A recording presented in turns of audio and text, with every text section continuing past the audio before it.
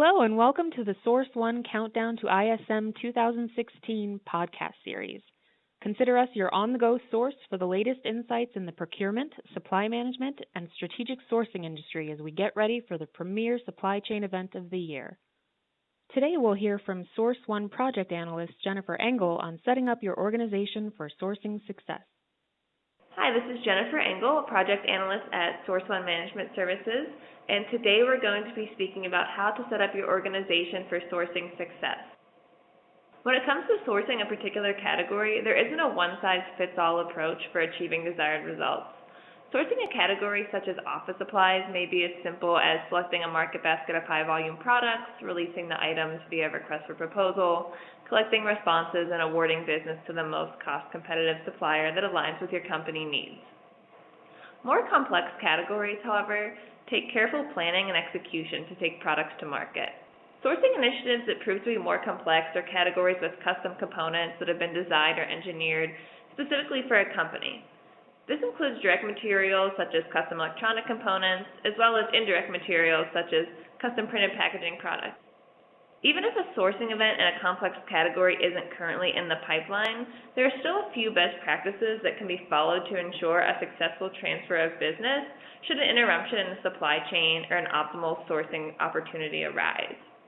So the first item of importance is to maintain strong communication channels between procurement and outlying departments in your company. Open communication is important throughout an RFP process, as suppliers will be submitting a stream of questions surrounding the products in the market basket.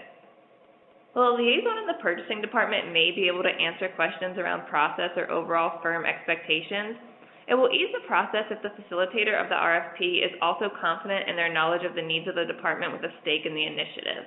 In order to efficiently respond to a supplier's more in-depth inquiries, the procurement lead should know exactly who the department contacts are for each individual question area before an RFP is released.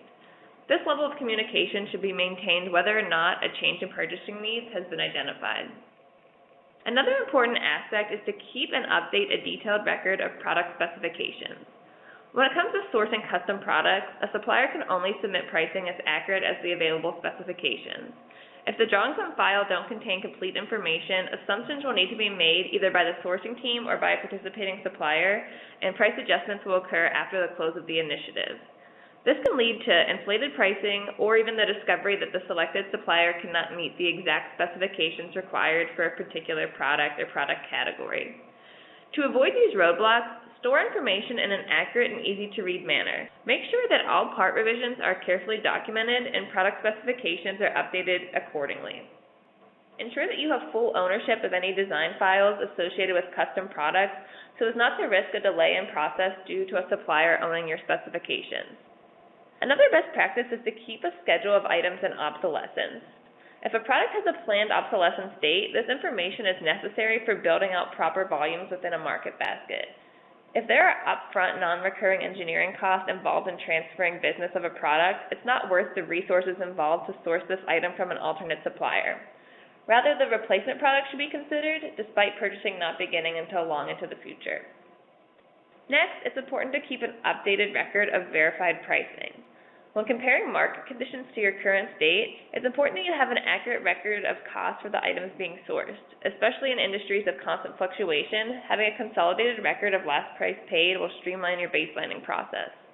Another important metric to track is the results of any special pricing agreements or rebate structures in place with current suppliers. Ensure that the actual price paid or rebate being received matches the language in the agreement and adjust accordingly if this isn't the case. This will lead to not only correct comparisons of price after a sourcing event, but also full compliance of the current supplier throughout the relationship. Finally, it's important to keep track of purchasing trends. Keeping a detailed record of how often you are purchasing items and the volumes associated with those items with every purchasing order will make sure that you are accurately depicting your market basket. Purchasing frequency and average purchase volume will help suppliers determine how to provide optimal pricing based on minimum order quantity requirements and freight costs. If volume increases are expected based on predicted growth within a company, reflecting those volume changes will open opportunity for more competitive supplier bids. Diametrically, if a volume decrease is expected and not reflected in the market basket, suppliers may raise pricing based on a failure to meet minimum order quantities. It is not enough for those who work directly with the material being sourced to have an idea of the seasonality of the products. Trends need to be tracked consistently, and data needs to be shared with all involved parties.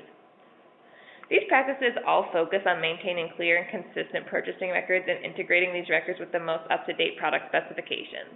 It's far too time-consuming to gather this information directly before a sourcing event, and if procurement and outlying departments aren't able to work together, the items being taken to market may be inconsistent with organizational needs. Supply chain interruptions or immediate needs for cost reduction are not uncommon, and being prepared to take items to market efficiently and accurately will set you up for continued sourcing success.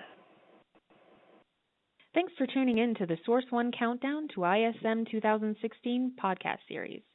Remember to visit us online at www.sourceoneinc.com. For more insights from our strategic sourcing and procurement experts, check out our blog at www.strategicsorcerer.com. Want to provide us feedback? Have an idea for another podcast? Let us know by emailing us at prrequest@sourceoneinc.com.